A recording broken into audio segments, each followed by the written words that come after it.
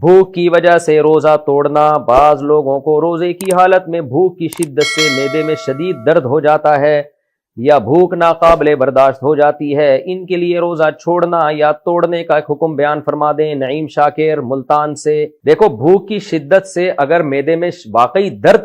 تکلیف اور درد شروع ہو گیا ہے تو درد ہونا ایک بیماری ہے، اس درد کو ختم کرنے کے لیے وہ روزہ توڑ سکتے ہیں۔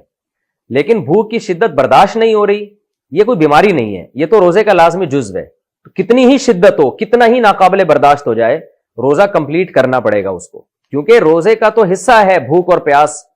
کا لگنا۔ کم ہمت لوگ ان سے برداشت نہیں ہو پاتا، وہ روزہ توڑ دیتے ہیں تو شریعت ان کو حکم دیتی ہے کہ 60 روزوں کا کفارہ ادا کرو۔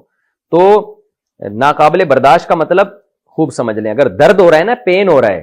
پین پھر برداشت سے باہر ہو رہا ہے تو پھر پین تو پین ہے، وہ بیماری ہے۔ لیکن اگر صرف روزہ بھوک کی شدت برداشت نہیں ہو رہی تو پھر یہ کوئی شرعی عذر نہیں ہے، اس میں آپ روزہ نہیں توڑ سکتے، روزہ آپ کو کمپلیٹ کرنا پڑے گا۔